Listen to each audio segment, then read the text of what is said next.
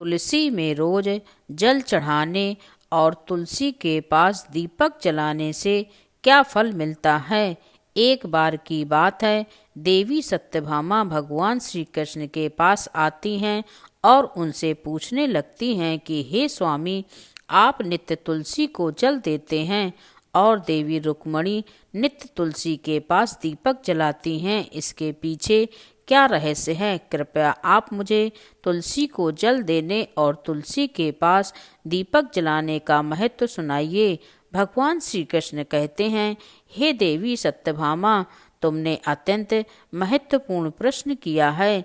देवी तुलसी लक्ष्मी का ही अवतार हैं। देवी तुलसी भगवान विष्णु को अत्यंत प्रिय हैं, इसीलिए यह मुझे भी सबसे अधिक प्रिय है। मासों में कार्तिक और वनस्पतियों में मुझे तुलसी प्रिय है। जो भी मनुष्य तुलसी को जल देता है उस पर मेरी कृपा सदैव बनी रहती है।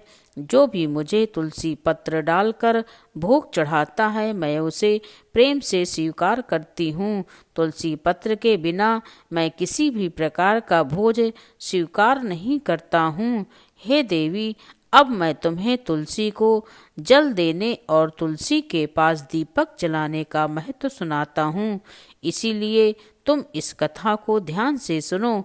जो भी स्त्री इस कथा को ध्यान से पूरा सुनती है वह सदा सुहागन रहती है, उसके घर में सुख समृद्धि आती है और दरिद्रता का नाश होता है। देवी सत्यभामा कहती हैं, हे स्वामी, मैं इस कथा को ध्यान से पूरा सुनूंगी, कृपया आप मुझसे वह कथा कहिए। तब भगवान श्री कृष्ण देवी सत्यभामा को वह कथा सुनाने लगते हैं। भगवान श्री कृष्ण कहते हैं, हे देवी, मध्य प्रदेश में श्याम शर्मा नाम का एक वैश्य अपनी पत्नी के साथ रहा करता था। वैश्य के पास किसी चीज की कोई कमी नहीं थी। ईश्वर की कृपा से उसके पास सब प्रकार के सुख ऐश्वर्य थे, किंतु उस वैश्य की कोई संतान नहीं थी, जिस कारण से वह सदैव ही दुखी रहा करता था। उसे वैद्य ने संतान प्राप्ति के लिए कई उपाय बताए। उसने दान धर्म किया, अनेक प्रकार के वैद्य भी बुलाए, उनसे नाना प्रकार के उपचार भी किया, किंतु फिर भी उसे कोई संतान नहीं हो रही थी। फिर एक दिन वह वैश्य महामुनि वशिष्ठ जी से मिलने के लिए उनके आश्रम पर जाता है। मुनि वशिष्ठ श्याम शर्मा का स्वागत करते हैं और कुशल मंगल पूछते हैं। तब वह श्याम शर्मा मुनि वशिष्ठ जी से कहता है, हे मुनिवर, मैं अत्यंत दुखी हूँ। मेरी कोई संतान नहीं है और संतान के बिना मेरा उद्धार कैसे होगा। मैंने संतान प्राप्ति के लिए अनेक उपाय भी किया, किंतु मुझे संतान नहीं हो रही है। कृपया आप ही बताइए कि मुझे किस कारण से पुत्र की प्राप्ति हो रही होगी। क्या मुझसे जाने अनजाने में कोई पाप हुआ है। तब मुनि वशिष्ठ जी अपनी दिव्य दृष्टि से श्याम शर्मा के पूर्व जन्म के बारे में जान लेते हैं। वशिष्ठ जी कहते हैं, हे वत्स, पिछले जन्म में तुम्हारे द्वारा घोर पाप हो गया था, इस कारण से तुम्हें इस जन्म में संतान सुख प्राप्त नहीं हो रहा है।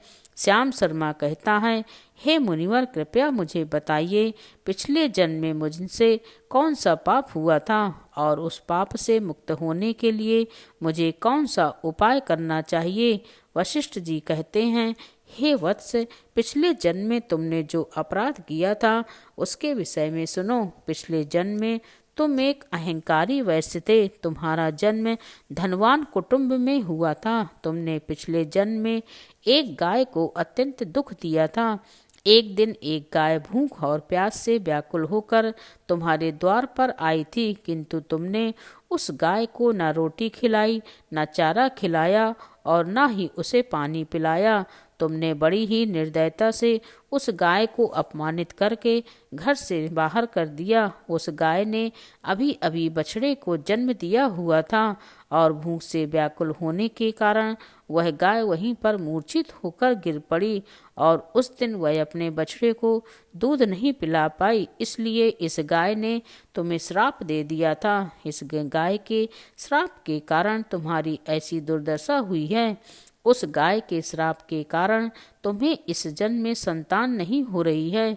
वशिष्ठ जी की बात सुनकर उसे श्याम शर्मा को बड़ा दुख हुआ और वह स्वयं को कोसते हुए कहने लगा, हाय, यह मैंने क्या किया। एक बेचारी दुखी गौ माता की सेवा नहीं की। मुझसे बहुत बड़ा अपराध हुआ है और उसी का दंड मुझे भोगना पड़ रहा है। श्याम शर्मा वशिष्ठ जी से कहते हैं, हे मुनिवर, मुझे बहुत बड़ा अपराध हुआ है। अब मैं इस पाप का प्रायश्चित कैसे करूं? कृपया आप ही मुझे बताइए। मैंने जो पाप किया है उससे मुक्ति का कोई उपाय अवश्य होगा। मैं अपना सब कुछ देकर उसे पाप से प्रायश्चित करूंगा। कृपया आप ही कोई उपाय बताइए। मुझे संतान प्राप्ति कैसे हो सकती है, क्योंकि शास्त्र कहते हैं पुत्र के बिना मनुष्य का उद्धार नहीं हो सकता। तब मुनि वशिष्ठ कहते हैं, हे वत्स, इस पाप का एक ही उपाय है कि तुम पुत्र प्राप्ति के लिए पुत्रेष्ठ यज्ञ करो। इसी यज्ञ के फलस्वरूप तुम्हें संतान की प्राप्ति होगी।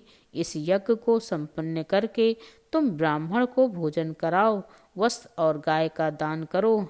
तुम्हें तभी इस पाप से मुक्ति मिलेगी। तब श्याम शर्मा वशिष्ठ जी को धन्यवाद देते हुए कहते हैं, हे मुनिवर, आपका कोटि कोटि धन्यवाद। मैं आपके कहे अनुसार अवश्य ही पुत्रेष्ठ यज्ञ करूंगा और ब्राह्मणों को गायों का दान करूंगा। इतना कहकर वह वहां से अपने घर को लौट आते हैं और अपनी पत्नी को सारी बात सुनाते हैं। फिर वे दोनों ही पुत्रेष्ठ यज्ञ की तैयारी करते हैं। अनेक ऋषि मुनियों को निमंत्रण देकर वह श्याम शर्मा पुत्रेष्ठ यज्ञ संपन्न करता है और ऋषि मुनियों तथा ब्राह्मणों को गाय का दान करता है।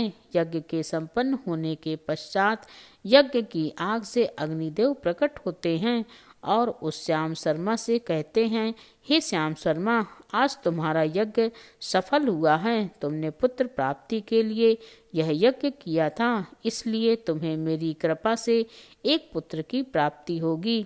किंतु तुम्हारे पुत्र की आयु केवल 18 वर्ष की ही होगी और 18 वर्ष समाप्त हो जाने के बाद तुम्हारे पुत्र की मृत्यु हो जाएगी।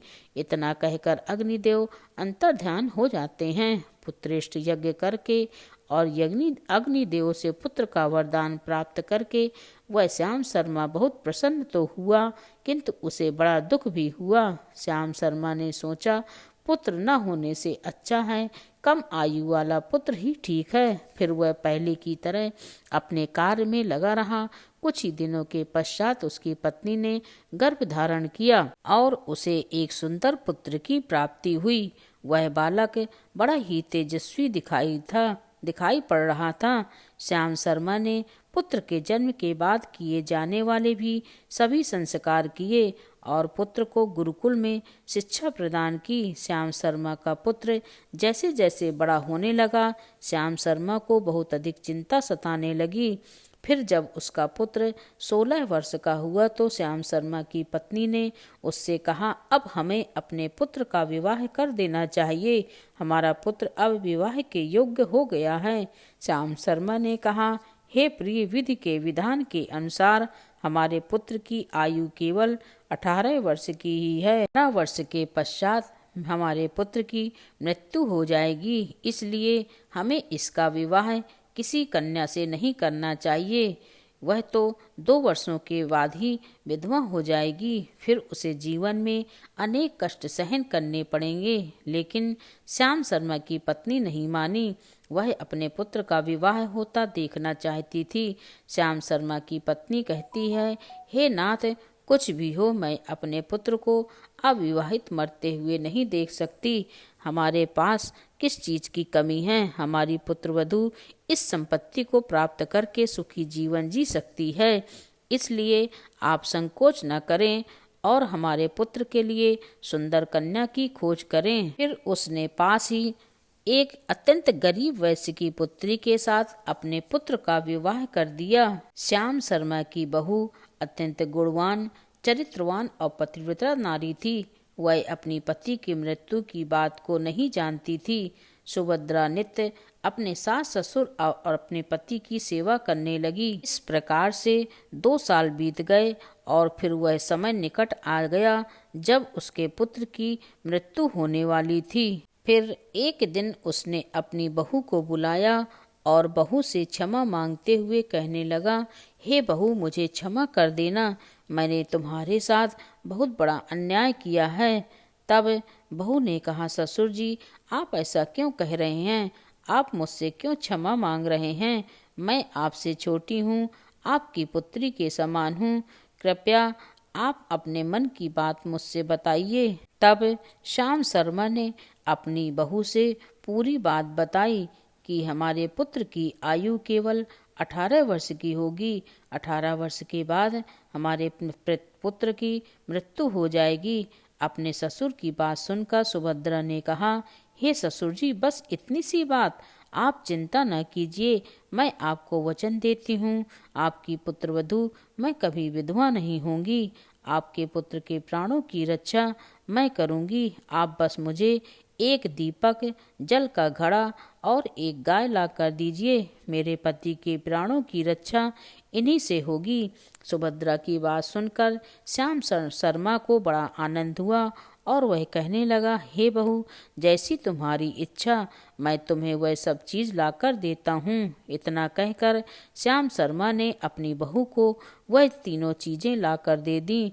फिर जब वह दिन निकट आया जिस दिन सुभद्रा के पति की मृत्यु होने वाली थी, उस दिन सुभद्रा ने सुबह उठते ही तुलसी को जल चढ़ाया और उसे प्रणाम करते हुए तुलसी के पौधे पर एक चुनरी बांध दी और तुलसी माता से प्रार्थना की, हे तुलसी माँ, मैं आपको चुनरी चढ़ा रही हूँ, कृपया अब तुम ही मेरे सुहाग की रक्षा करना। फिर सुबह के समय यमराज का एक दूत श्याम शर्मा के पुत्र के प्राण लेने के लिए आ गया। जैसे ही वह घर में प्रवेश करने लगा, तब तुलसी के पौधे ने उसे रोक दिया और कहा, हे यमदूत, इस घर में निवास करने वाली स्त्री ने मुझे चुनरी चढ़ाई है और इसलिए अब इसके सुहाग की रक्षा मैं कर रही हूँ। तुम इसके घर में प्रवेश नहीं कर सकते। इतना कहकर तुलसी ने यमराज के उस दूत को घर से जाने में, घर के अंदर जाने के लिए रोक दिया।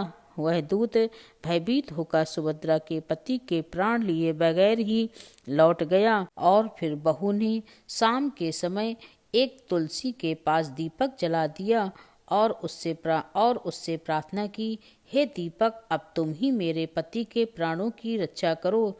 यह कह के दूत अपने पति के प्राण देने के लिए आ रहे हैं। फिर शाम हो गई, तुलसी का पौधा सो गया और यमराज के दो दूत घर के सामने आकर खड़े हो गए और सोचने लगे, अब तो इस मनुष्य के प्राण लेकर ही हम यमपुरी लौटेंगे। जैसे ही यम के दूत घर में प्रवेश करने लगे, तुलसी के पास लगाए हुए दीपक ने उनका रास्ता रोक दिया और कहा, हे दूतों, तुम अब इस सुभद्रा के पति के प्राण नहीं ले जा सकते। उस स्त्री ने मुझे प्रज्वलित करके उसके पति के प्राणों की रक्षा करने की प्रार्थना की है, इसलिए अब मैं उसके पति के प्राणों की रक्षा कर रही हूँ। इसलिए आज तुम उसके पति के प्राण नहीं ले जा सकते।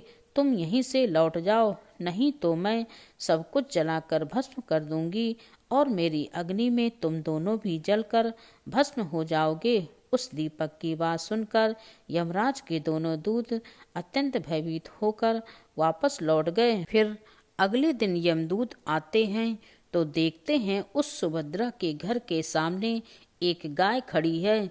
सुभद्रा ने यमदूतों के आने से पहले ही अपने घर के सामने गाय को बांध दिया था और गौ माता से विनती की थी, हे गौ माता, आज यमदूत मेरे पति के प्राण लेने के लिए आ रहे हैं। अब आप ही मेरे सुहाग की रक्षा कर सकती हो। हे गौ माता, मैं आपकी शरण में आई हूँ, कृपया मुझे विधवा होने से बचा लीजिए। उस गाय ने कहा, हे पुत्री, तुम चिंता मत करो, तुम्हारे पति के प्राणों की रक्षा मैं स्वयं करूंगी। मेरे होते हुए यम के दूत तुम्हारे घर में प्रवेश नहीं कर पाएंगे, इसलिए तुम चिंता से मुक्त होकर घर में अपने पति की सेवा करो। फिर जैसे ही वो यमदूत घर के अंदर प्रवेश करने लगे तो गाय ने उन्हें रोक दिया और कहती है, इस घर में तुम लोग प्रवेश नहीं कर सकते।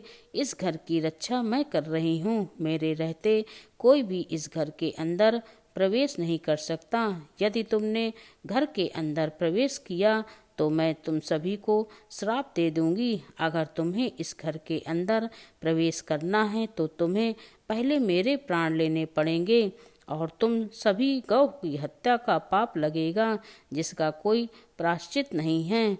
वहां पर उपस्थित सभी यमदूत गाय के द्वारा श्राप देने की बात सुनकर भयभीत होकर चले गए। गाय के द्वारा दिए गए श्राप से कोई मुक्त नहीं कर सकता और गौ हत्या तो संसार का सबसे बड़ा पाप है जिसका कोई भी प्रायश्चित नहीं है। इसलिए वे सभी वहां से लौटकर यमराज के पास चले गए। यमपुरी जाकर उन यमदूतों ने यमराज को सारा वृतांत सुनाते हुए कहा, हे धर्मराज, उस सुभद्रा के पति के प्राणों की रक्षा एक गाय कर रही है। उस गाय ने हमें श्राप देने की बात कही, इसलिए हम भयभीत होकर वापस लौट आए।